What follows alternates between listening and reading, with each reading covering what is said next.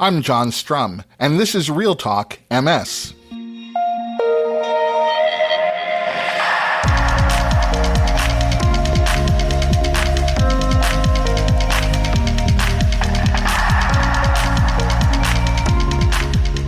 It's November 4th, and we have a lot to talk about.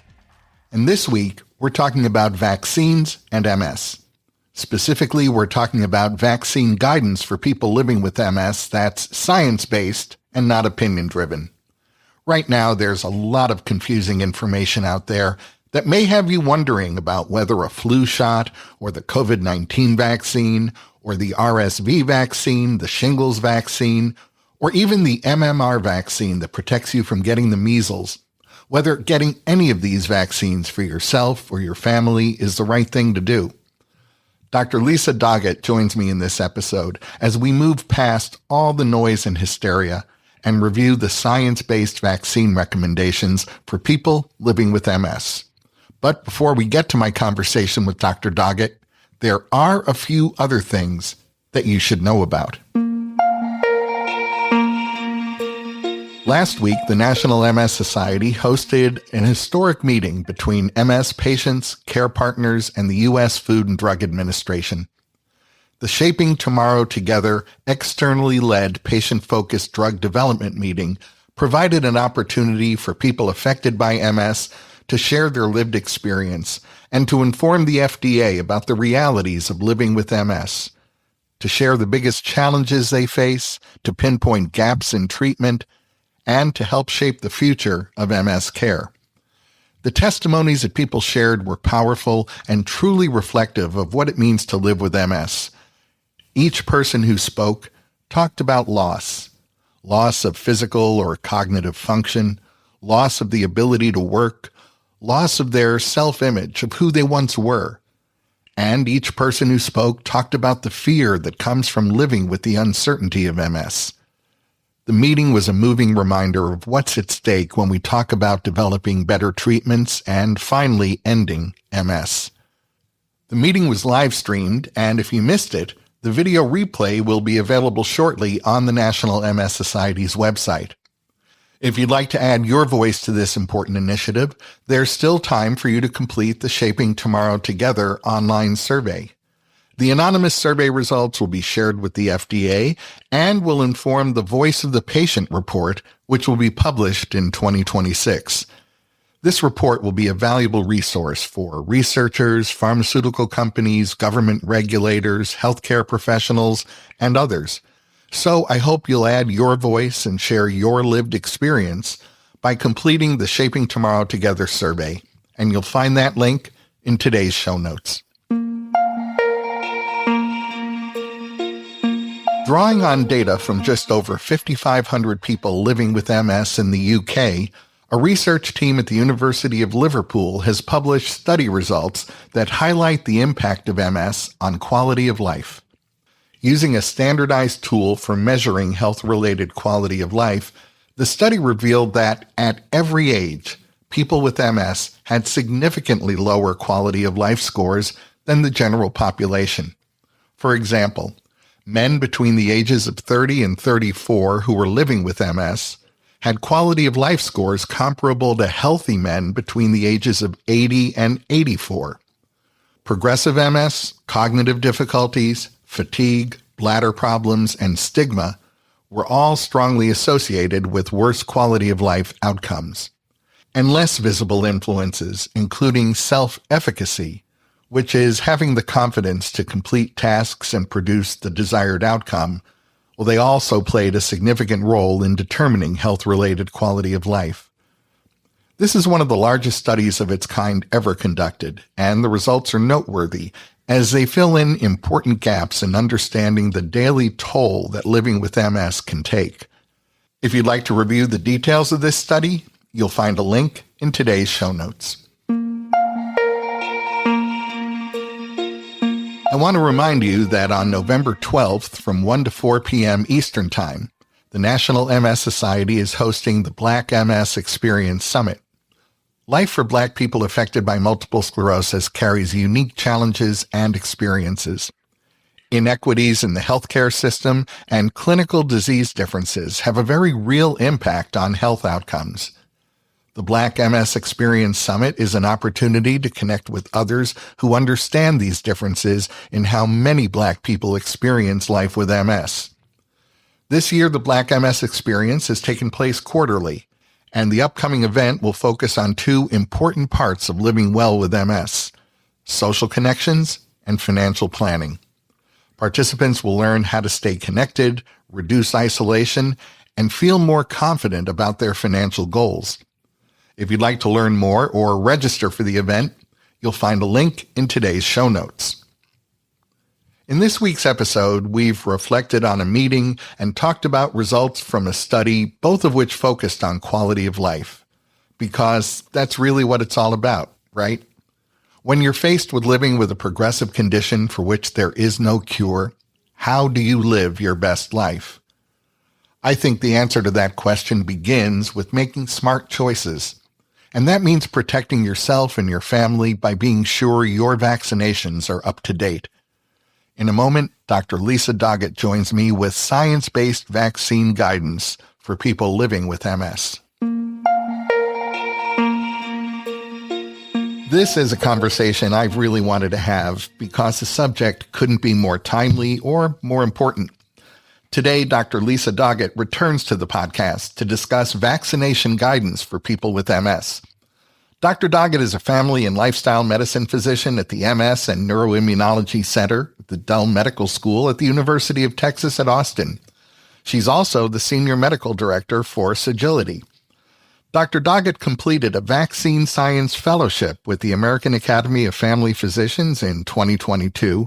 She's been living with MS since 2009, and Dr. Doggett is the author of Up the Down Escalator: Medicine, Motherhood, and Multiple Sclerosis, a memoir that traces Dr. Doggett's transformation from doctor to MS patient.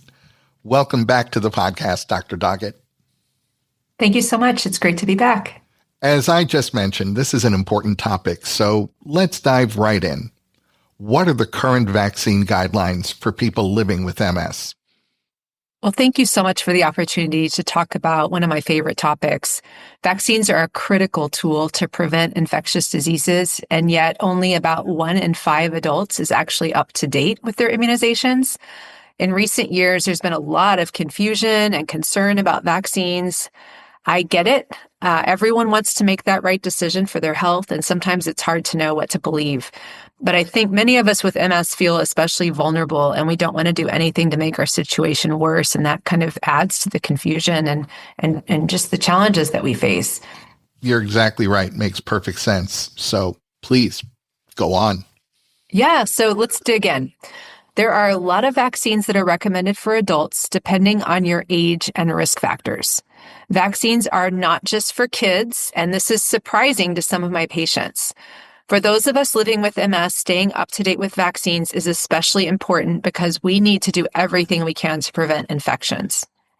The good news is that vaccine guidelines for people with MS are just about the same as for everyone else. I'll go through these recommendations just real quick, kind of go through each of the vaccines that's commonly recommended, and then we'll talk about some of the subtle differences. So first of all, everyone, whether you have MS or not, should get the annual flu vaccine.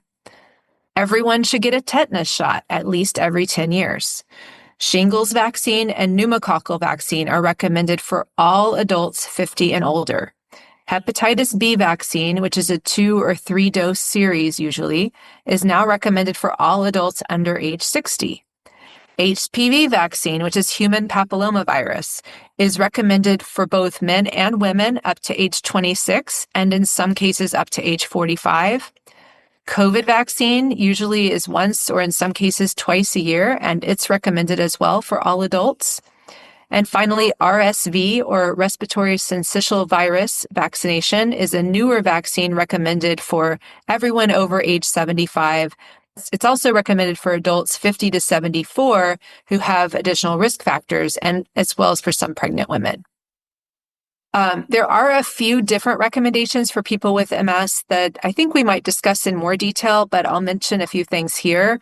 In particular, it's a good idea to get shingles and pneumococcal vaccines before age 50 if you're taking certain common disease-modifying medications like Ocrevus, Briumvi, or Kesimpta that reduce functioning of the immune system.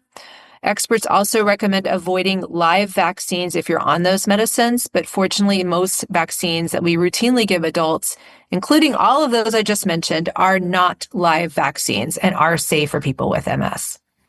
I'm going to ask the question that I know is on the mind of most people who are living with MS. Could a vaccine cause an MS relapse? So vaccines are safe for people with MS. This is really important for everyone to know. There is no evidence that vaccines trigger relapses. In fact, by preventing infections, vaccines actually help reduce the risk of infection-induced relapses, which we can sometimes see after someone gets sick with a virus like flu. That's one of the reasons it's really important to stay caught up with recommended vaccines. A moment ago, I heard you say or acknowledge the fact that there is some confusion out there. The COVID-19 vaccine continues to raise questions every year. So what are the latest recommendations for the updated COVID-19 vaccine this year? Well, I appreciate that question, John. I definitely see more patients with concerns about COVID vaccine than any other immunization. I understand why there's been a lot of misinformation out there about the vaccine, and the recommendations have been in flux in the last few months. It's led to a lot of confusion and uncertainty. But the truth is that COVID vaccines are safe and effective, especially at reducing the chance of hospitalization and death. They also decrease the risk of long COVID, which can be very debilitating and has some of the same symptoms that we see with MS. Staying up to date with COVID vaccination is recommended for almost everyone with MS. We talked about the confusion a little bit, and I think that stems from some of the changes with CDC over the last several months. But in October, the CDC came out with a recommendation that anyone 6 months and up can get the vaccine. What has changed is that instead of broadly recommending the vaccine for everyone, they're now calling for shared decision-making between patients and their healthcare providers. That just means that they recommend talking with your doctor, nurse, or pharmacist before getting the vaccine. And at this point, many pharmacies are not actually requiring documentation of those conversations. So usually you can just go and ask for a COVID vaccine at your pharmacy, just as you've done in the past. That's what I did. That's what my family members have done too, without any issues. I know in some parts of the country, it may be more difficult. So if you're unsure, you can certainly talk with your doctor or a pharmacist or nurse. You can ask your doctor for a prescription as well if needed. I really appreciate you clarifying a fine point there that I heard you call out. And that is, if someone gets the COVID-19 vaccine, they still could get COVID-19. The difference will be that vaccine means they are far less likely to see those symptoms worsen to the point where they require hospitalization, correct? That's exactly right. So the COVID vaccine and the flu vaccine is similar. They don't fully protect you from getting the infection. And I've had my infection with COVID after getting the vaccine in the past. It's very frustrating. However, they really reduce the risk of having complications and ending up in the hospital or dying from those infections. So the vaccines they do provide some protection against the infection in the first place, but they significantly reduce the risk of those complications. And that's, of course, even more important. So who will benefit most from the COVID-19 vaccine? Well, I think everyone benefits from the COVID vaccine, but the people that will benefit the most are usually those who are at higher risk for a serious outcome. Those include older adults and those who have moderate or severe immunocompromise as a result of an underlying condition or medication. And then there are other common conditions that put people at higher risk of getting very sick from COVID.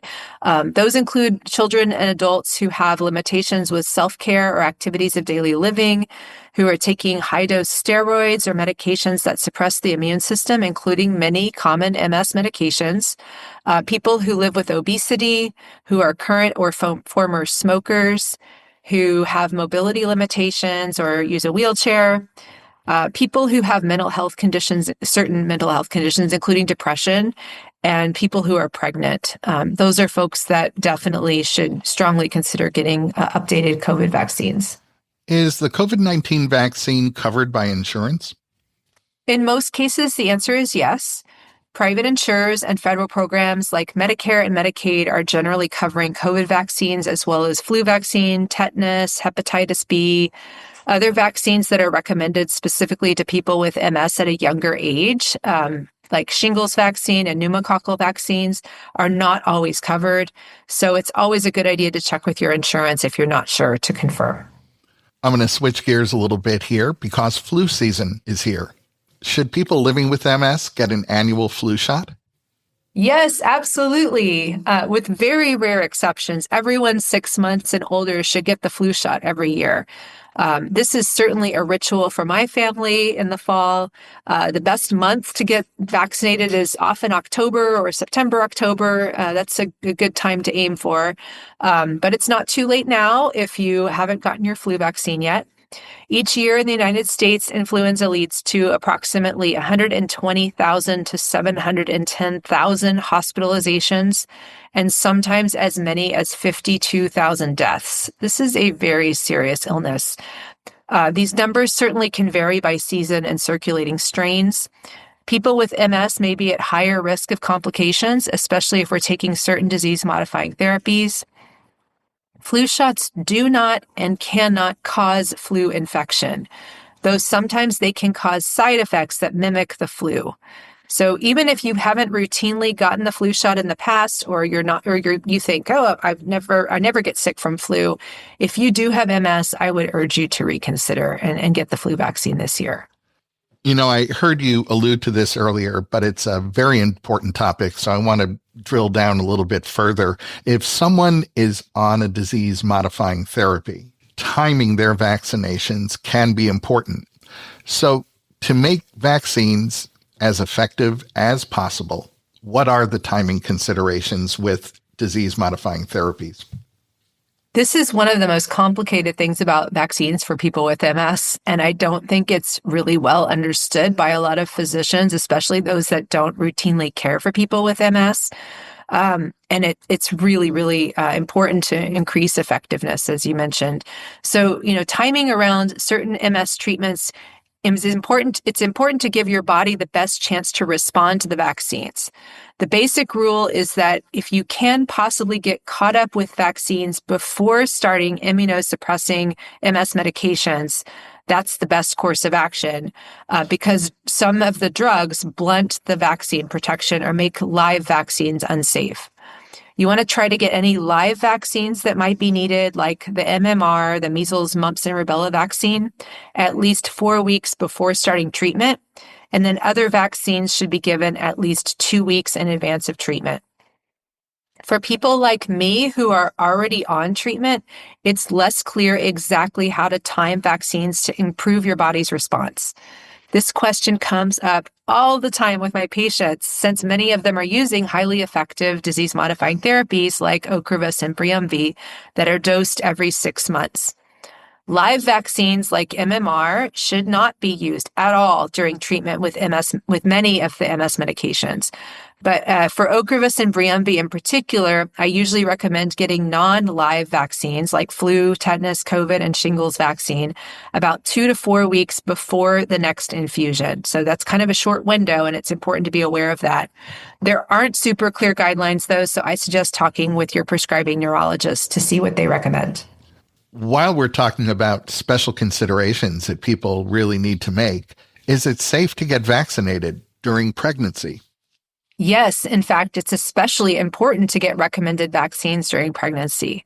So when a pregnant person is vaccinated, their body makes protective antibodies that are then passed to the baby.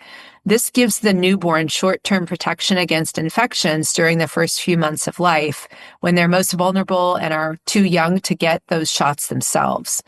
Certain infections like COVID and flu can actually be more serious as well for the mom during pregnancy. Getting vaccines lowers the risk of infection and poor outcomes. Is it okay to get more than one vaccine at the same time? Yes, it is okay, and I usually get the COVID and flu vaccine at the same time myself. It's especially helpful to get vaccines at the same time if you take a medicine like Ocrevus or Briumvi and have to time your vaccines to get the most benefit. You just have a shorter window of time when you can get them. However, if you're really sensitive to vaccines, it is also reasonable to divide them up and just get them one at a time. Measles is back in the United States, so I'm about to ask a question that I never imagined I'd be asking in 2025. If an adult received the MMR vaccine as a child, are they still protected from measles, or do they need another dose? It is really unfortunate that we're having to have a conversation about measles, and there has been a lot of concern about measles outbreaks over the last several months. We've had more confirmed cases of measles this year in the United States than we've had in any year since 1992.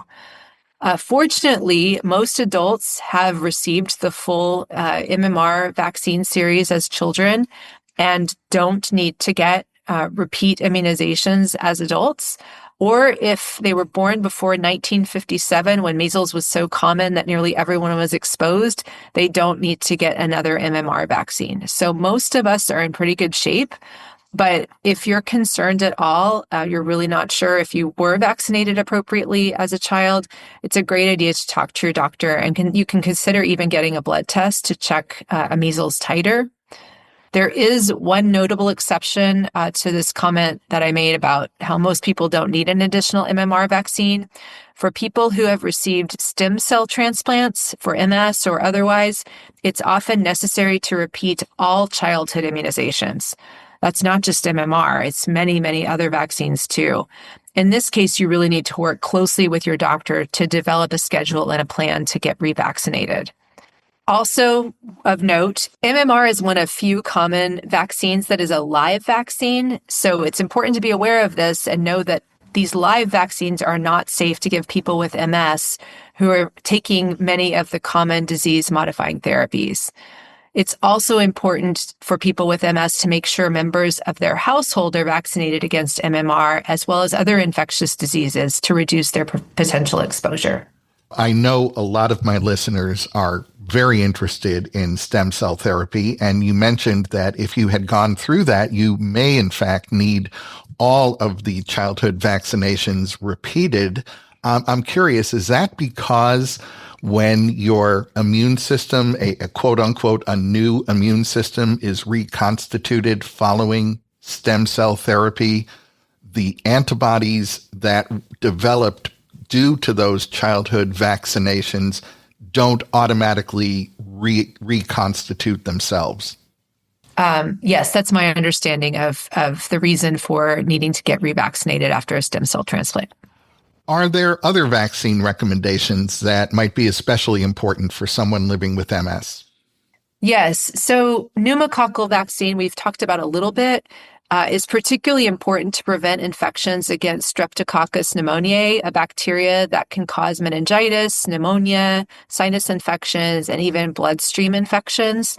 There are a few different forms of this vaccine, but I typically recommend PCV20 or PCV21 to adults with MS who take high efficacy disease-modifying therapies, even if they are younger than age 50, when we typically give this vaccine to everyone. The same is true for shingles vaccine or Shingrix. This vaccine is important for all adults 50 and older, but it is also indicated for younger adults on certain disease-modifying therapies. It's highly effective against shingles, which can cause a very painful rash. And in some patients, shingles can cause a long-lasting painful condition known as post-herpetic neuralgia. Shingles vaccine is recommended even if you have had a shingles infection before. I wanted to also share a little bit more about the RSV or respiratory syncytial virus vaccine. This is important for many adults with MS as well. RSV can cause serious lung illness in adults with weakened immunity, so getting vaccinated helps reduce the risk of infection as well as related complications. A single dose of an RSV vaccine is recommended for all adults 75 and older. For adults 50 to 74 who are at increased risk of severe RSV, because maybe they have a weakened immune system from MS medications, or they have another condition like a heart disease, a heart condition, or a lung problem, the single dose is again recommended. The vaccine is not currently recommended annually. So right now it's one and done, but that could change at some point. It's recommended usually to be given at kind of the best time that it can be given is in the late summer or early fall to protect you, give you the best protection during RSV season. And this is a little bit complicated, but RSV vaccine is also recommended during pregnancy for many women. If women are between 32 to 36 weeks gestation, sometime during September through January in the US, the vaccine is recommended to protect both the mom and the baby from severe RSV illness. Because it's seasonal, it's not given to pregnant women outside of that window. And in other parts of the world, the timing can be a little different. And I know this is a long-winded answer, but I want to say one other thing, which is that people who will be starting alemtuzumab, another MS medication, for those folks, meningococcal vaccinations are recommended as well. Well, Dr. Lisa Doggett, thank you for sharing and clarifying some important information that will keep a lot of people safe and healthy. And thanks so much for talking with me today. Thank you so much. That's going to wrap up this episode of Real Talk MS. Real Talk MS is powered by the National MS Society. And you can share this episode of the podcast by letting your friends or family members know that all they have to do is point their web browser at realtalkms.com/427. You'll find that link in today's show notes so you can easily copy and paste it right into an email or a text. Getting on and staying on a disease-modifying therapy is the foundation of MS care. DMTs delay progression, and that means enjoying a better quality of life longer. But evidence also shows that making the right lifestyle choices can absolutely improve the quality of life for someone living with MS. Next week, MS specialist Dr. Barbara Geiser joins me to discuss how some very popular lifestyle choices like smoking, alcohol, and caffeine impact MS. I hope you'll join me for what could be a life-changing conversation. I'm John Strum. Thanks for listening. Stay safe and make healthy choices.